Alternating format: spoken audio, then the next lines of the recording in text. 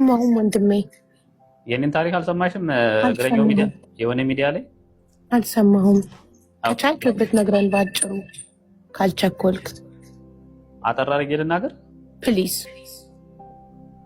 ኦኬ፣ ድጋሚ እንዳይሆንብኝ ግን የሰሙ ሰዎች ስላሉ ድጋሚ እንዳይሆንብኝ፣ እሺ አጠር አድርጌ ልንገራችሁ። ያው እንግዲህ አብዛኞቻችሁ እንደሰማችሁት አጠር አድርጌ ስናገር እኔ የተወለድኩት ገጠር ነው። የገጠር ልጅ ነኝ። የ8 ዓመት ልጅ እያለሁ ነው እንግዲህ ከገጠር የወጣሁት። ገጠር እያለሁ አጎቴን ያሳደገኝ። የሰው ፍቅር አላውቅም። ከሰው ጋር ተደባልቄ መጫወት አልችልም። በሰዓቱ ከብት ነበር የምጠብቀው። ከብት እያገድኩ ነው እንግዲህ እስከ 8 ዓመቴ ድረስ እየቆየሁት። አጎቴ ትምህርት አስተምረኝ ስለው በጣም በትምህርቴ በቃ ፍላጎት ስለነበረኝ አላስተምረኝ ሲል ምን አደረግኩኝ? እኔ ብዙ ሰዎችን አስጠየቅኩ እንዲያስተምረኝ። አጎቴ ደግሞ አላስተምርህም አለ። እሱ የሚፈልገው እኔ ገበሬ ሁኜ የእሱ አጋዥ ሁኜ እንድኖር ነበር የሚፈልገው። እስከ 8 ዓመት ድረስ ታገዝኩት። ተማሪዎቹ ትምህርት ቤት ሲሄዱ እየተከተልኩ አለቅሳለሁ። የእነሱን ደብተር ይዤ እሸኛቸዋለሁ። ከዛ መጨረሻ ላይ በቃ የማይሆን ነገር ሲሆን ከዛ ቤት ጠፋው። ጠፍቼ ዝም ብዬ ሄድኩኝ። የማውቀው ነገር የለም። ከዛ በፊት ወገን ዘመድ አላቅም፣ ማንም ሰው የለኝም። እናት አባት አላቅም። ከዛ በፊት ያሳደገኝም እሱ ነው።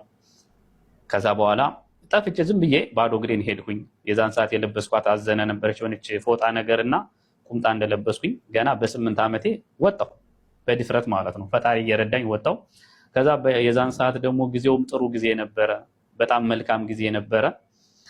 የእግዚአብሔር እንግዳ ብላችሁ ሰው ከጠየቃችሁ ማንም ሰው ያሳድራችኋል፣ ማንም ሰው ማለት ነው። ስለ እግዚአብሔር እንግዳ እያልኩኝ እየጠየቅኩኝ በዛ ፈላ ስለሆንኩኝ ሕፃን ስለሆንኩኝ ብዙ ሰው ከብት ለማስጠበቅ ይፈልገኛል፣ ይረባረብብኝ ነበረ። መጨረሻ ላይ ግን ትምህርት ካስተማራችሁኝ የፈልጋችሁትን ስራ እሰራለሁ። እኔ ልማር የመጣሁት ትምህርቴን ነው። እያስተማራችሁኝ የምታሰሩኝ ከሆነ ስል የገጠር ሰው ታውቁታላችሁ፣ ማስተማር አይፈልግም። የሚፈልገው ምንድን ነው? ስራ እንድትሰሩለት ነው። እንደዛ እያልኩኝ አላስተምረኝ ሲሉ ሌላ እድል እየሞከርኩ እያልኩ የሆነ ሀገር እደርሳለሁ። ደብረ ማርቆስ የምትባል ከተማ ደብረ ማርቆስ እደርሳለሁ እና ዝም ብዬ እያለፍኩ ነው። እኔ ምንም አውቀው ነገር የለም። ይሄ ከተማ ይሁን ምን ይሁን በዛ ሰዓት አላውቅም፣ ህፃን ልጅ ነኝ። እያለፍኩ እያለ አንድ ጥሩ እድል የምትባል ልጅ ስሟን እራሱ እያትማ ጥሩ እድል የምትባል ልጅ በር ላይ ቁማ አንተ ሰው ቤት ትገባለህ አለችኝ። እዛው ቃ መስሎኝ ዝም ብዬ ሄድኩኝ። ተመለሰች ነው የምሬን ነው ሰው ቤት ትገባለህ አለችኝ። ከዛ አዎ ብዬ ተመልሼ ስመጣ እናቷ ስጡ ምናምን እያሰጣች ነበር። ናገባ ተባልኩኝ። ከዛ ምንም አልጠየቁኝም። የሆነ ድንች ወጥ ነበረ፣ እሱን አበሉኝ።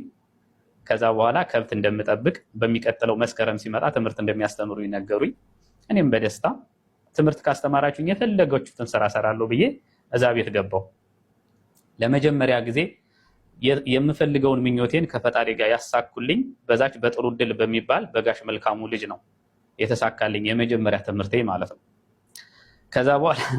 ከዛ በኋላ የከብቶችንበትን ማፍሰው እኔ ነኝ፣ ቡና ማፈለው፣ አልጋ ማነጥፈው፣ ኤቭሪቲንግ ሴቶች የሚሰሩትን ስራ የምሰራው እኔ ነበርኩ በዛ ሰዓት። ግን ትምህርቴን እያስተማሪው ስለሆነ ምንም ነገር ቢያደርጉኝ ምንም አይመስለኝም። ከዛ ስኖር በ8ኛ ወሬ እናትየዋ 10 ብር ይጠፋታል። 10 ብር ሲጠፋት የዛን ሰዓት አስቡት፣ 10 ብር በጣም ብዙ ነው። 10 ብር ሲጠፋት አንተን የወሰድከው ተባልኩኝ። ምክንያቱም እዛ ቤት ባዳ ያለሁት እኔ ብቻ ነኝ፣ ማንም ወሰደው ሊባል አይችልም። አንተ ነው 10 ብር የሰረከኝ ተባልኩ። እኔ አልወሰድኩም ብል ማንም ሊያምነኝ አልቻለም። በቃ አንተ ሌባ ስለሆንክ እዚህ ቤት አታስፈልግም ተብዬ ከዛ ቤት ተባረርኩ። ትምህርት ልጨርስ የቀረኝ ኦልሞስት 2 ወር ምናምን አካባቢ ነው።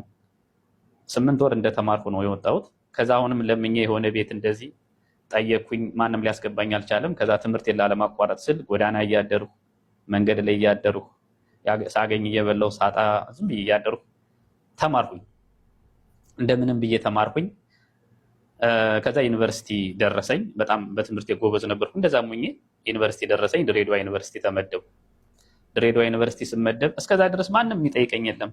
ብሞት ብኖር ማንም ሰው ቼክ የሚያደርገኝ ሰው የለም። የማወራው ከራሴ ጋር ነው፣ የምነጋገረው ከራሴ ጋር ነው፣ የምውለው ከራሴ ጋር ነው።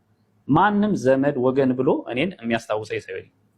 የሚገርማችሁ እዛ ከተማ ላይ የሆነ ሰዓት በጣም ስለቸገረኝ HIV ፖዚቲቭ የሆኑ እናት አባቶች አሉና ከነሱ ጋር መንገድ እንድጠርግ እድሉ ተመቻቸልኝ። ልክ HIV ፖዚቲቭ ካለባቸው ሰዎች እኔ እንዳለብኝ መስዬ ማለት ነው። ምክንያቱም አማራጭ አልነበረኝም በሰዓቱ። እዛ ቤት ገባው፣ እዛ ስራ ገባው። ልክ የእነሱን ልብስ ለብሼ መንገድ አጸዳለሁ እና መንገድ ሳጸዳ እኔን የሚያውቁኝ ሰዎች የገጠር ሰዎች አጋጣሚ ሲያገኙኝ ይሄ ልጅ HIV ይዞት ምናምን እያሉ እኔን እንደምናዩኝ እንደተጣለ በቃ እንደሆነ እንደ ርካሽ ነገር ማየት ጀመሩ። ገና ከሆኑ ይሄ ነገር እንደዚህ ይዞት ነው ብለው ማውራት ጀመሩ ማለት ነው። ማንም የፈለገውን ያውራ፣ እኔ ያለብኝን ችግር አውቃለሁ ብዬ ማንንም ሳላዳምጥ ስራዬን ሰርቼ ዩኒቨርሲቲ ደረሰኝ። እንደ ፈጣሪ ፍቃድ ዩኒቨርሲቲ ስደርሰኝ የዩኒቨርሲቲ መሳፈሪያ እንኳ የቻለኝ አንድ የፀጉር ቤት ደንበኛ የነበር እና የወንዶች ውበት ሳሎን ሞክር ነበረ። የፀጉር ቤት የወንዶች የምሰራው ሰውዬ ደንበኛዬ ያለኝን ችግር በተወሰነ መልኩ ያውቅ ስለነበረ ዩኒቨርሲቲ ስሄድ የዩኒቨርሲቲ የትራንስፖርት የቻለኝ እሱ ነበረ። 250 ብር ነው አስታውሳለሁ። 250 ብር ነው የሰጠኝ። ትራንስፖርት የዛን ሰዓት ርካሽ ነበረ። ድሬዳዋ ዩኒቨርሲቲ ደረሰኝ። እዛ ሄጄ ያው ትምህርት ቤቱን አናግሬ እናት አባት እንደሌለኝ የሚጠይቀኝ አካል እንደሌለ በሰዓቱ አስረድቼ በየወሩ ሳሙና ይሰጠን ነበረ። ያው ምግብ የሚችለን ያው ትምህርት ቤቱ ስለሆነ ምንም ማለት አይደለም። ሰው የሳሙና ምናምን የሚችሉን እነሱ ነበሩ። ሌላ የገቢ ምንጭ የለኝም። እየደወለ እንዴት ነህ ምኑ ጋር ነህ የሚለኝ የሚያስታውሰኝ ሰው አልነበረም በሰዓቱና ብቻዬን ነው በቃ ሁሉ ነገር ተቋቁሜ ከፈጣሪ ጋዛ ደረጃ የደረስኩት። ከዛ በኋላ ሁሉ ነገር አለቀ። 5 ዓመት ደፈንኩና ምርቃት ሲባል ወደ ምርቃቱ ቦታ የምሄደው ብቻዬን፣ እናት ያለው ከእናቱ ጋር፣ እህት ያለው ወገን ያለው ዘመድ ያለው ከዘመዱ ጋር ሲሄድ እኔ ብቻዬን ነበር የምንቀሳቀሰው በዛ ሰዓትና የሆነ ሰዓት ላይ ግን ተመርቄ ስመጣ የድሬዳዋ ዩኒቨርሲቲ እናቶች ሰርፕራይዝ አረጉኝ። ማርያምን ምን አድርገው ነው ሰርፕራይዝ ያደረጉኝ? ሰብሰብ ብለው ሰው እንደሌለኝ ስለሚያውቁ አስመረቁ።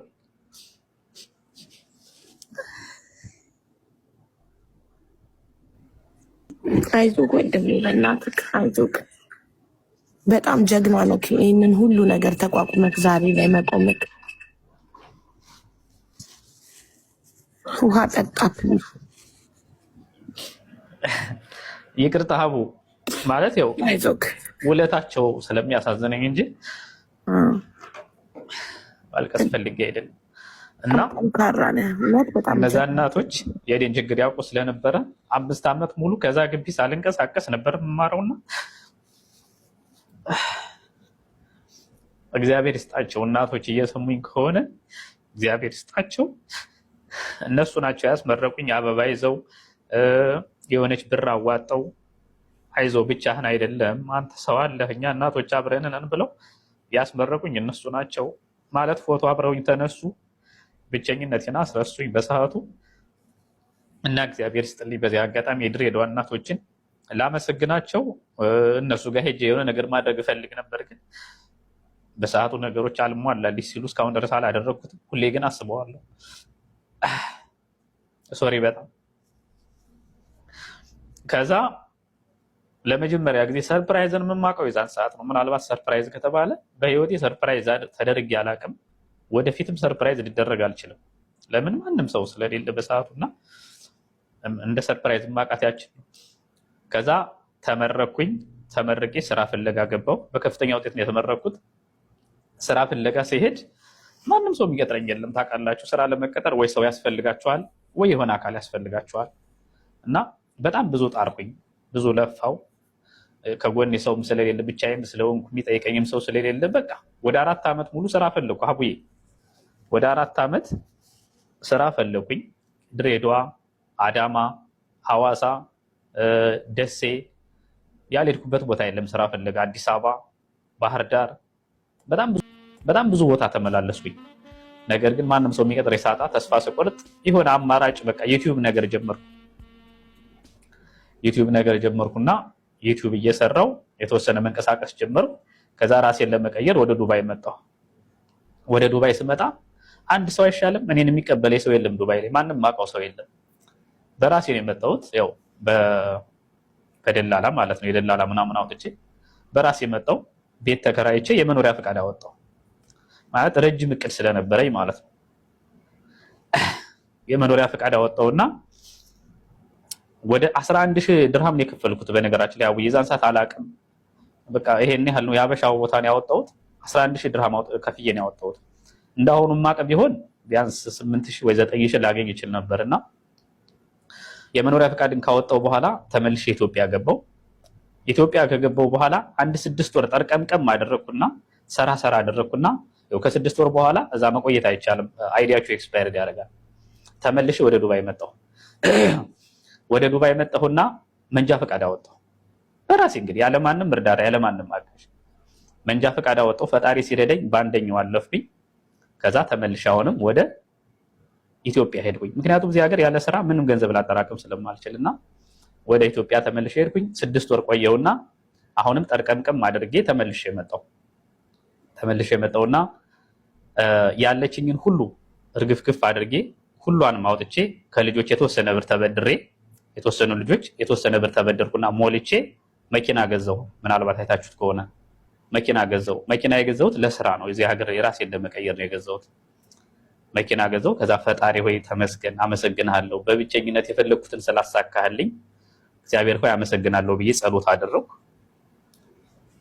ከዛ በኋላ በወር አይሆንም ፈተና በፈተና ሲደራረበብኝ ወር አልሞላውም። በጣም ብዙ ፈተናዎች አጋጠሙኝ። በተለይ በውስጥ በጣም ብዙ ፈተናዎች አጋጠሙኝ። ምናልባት ይሄ ጊዜ ካለፈ በኋላ ከዚህ ቦታ ከወጣሁ በኋላ ብዙ የምናገራቸው ነገሮች ይኖራሉ። ነገር ግን መናገር ከምችለው እንኳን ብነግርሽ የመጀመሪያው ዩቲዩቤ እንግዲህ እኔ የምንቀሳቀሰው በዩቲዩብ ነው። ዩቲዩቤ ለ2 ወር ቪዲዮ እንዳለቅ አገደኝ። የሚገርምሽ ነገር ገብታችሁ ማየት ትችላላችሁ። 2 ወር ሙሉ ቪዲዮ አልሰራውም። ቪዲዮ እንዳለቅ አገደኝ። ያ ማለት ያበደሩኝ ልጆች ብድራቸውን እንዳልከፍል እንቅፋት ሆነ ማለት ነው። ኦኬ፣ ሌላኛው ነገር እስከዛሬ ድረስ የደከምኩበት የመኖሪያ ፈቃዴ የሚያበቃው በዚህ ወር ውስጥ ነው። አስቡት፣ ሲሄድ ስመጣ 2 ዓመቱ ደረሰና የመኖሪያ ፈቃድ የሚያበቃው በዚህ ወር ውስጥ ነው። አስቡት ፈተናዬ። መኪና ገዛው ብዬ ስኬት ቦታ ላይ ደረስኩ ብዬ ሳስብ ፈተናዎቹ ከፊት ለፊት በጣም ከምጠብቃቸው በላይ ሆነው መጡብኝ። ስኬትና እኔ በጣም ደጋግመን ተራራቅ። እኔ ስኬት ቦታ ላይ ደረስኩ ስል ስኬት ግን ከኔ ትርቃለች። መልሼ እወርዳለሁ፣ እወጣለሁ፣ መልሼ እወርዳለሁ። እና አይ ዶንት ኖ ለምን እንደሆነ አላውቅም፣ ከስኬት ጋር ልንስማማ አልቻልንም። ምናልባት ልክ እንደሌሎቹ የሆነ ሰው ሊወድቅ ሲል የሚደግፈው አካል ከጀርባ ያስፈልገዋል ወይስ የኔ የተለየ ሆኖ ነው አልገባኝም። ብቻ በጣም ብዙ ፈተናዎች ከፊት ለፊት የመጡ። አሁን ከእናንተ ምክር የምፈልገው እቺ መኪና ትሸጥ ቢባል የገዛዋት መኪና ትሸጥ ቢባል የመኖሪያ ፈቃዱንና ብድሩን ትችላለች። እኔ ግን ዜሮ ቀር እንደገና ከዜሮ ልጀምር ነው፣ ከዳዴ ልጀምር ነው። አስቡት፣ ያ ሁሉ ያቃጠልኩት ጊዜ ያወጣሁት ብር፣ የስንቱን ግንባር ያየሁት፣ ስንቶች አበዳሪ እንኳን ብራቸውን ሳልመልስላቸው በጊዜ ስቀር የሚናገሩኝ ልብ ሰባሪ ቃላት፣ ልክ እንደ ሌባ የሚቆጥሩኝ። ትንሽ ብር እኮ ነው፣ 1000 ምናምን 2000 ብር ነው የተበደርኳቸው። ግን በዛች ብር የምባለውን ነገር እኔ ነኝ የማውቀው። በጣም ብዙ ነገር ነው የምባለውና ይሄ ሁሉ እንደገና ከዜሮ ሊጀምር ነው ማለት ነው። ገብታችኋል? አሁን ይቺ መኪና ከተሸጠች ብድሩን ይችላል፣ የመኖሪያ ፈቃዱን ይችላል። እኔ ግን ከዜሮ ሊጀምር ነው ማለት ነውና ምን ትመክሩኛላችሁ? ማለት ሀቢባና ቤተሰቦቿ እንደው ምን ትሉኛላችሁ በዚህ ጉዳይ አስተያየት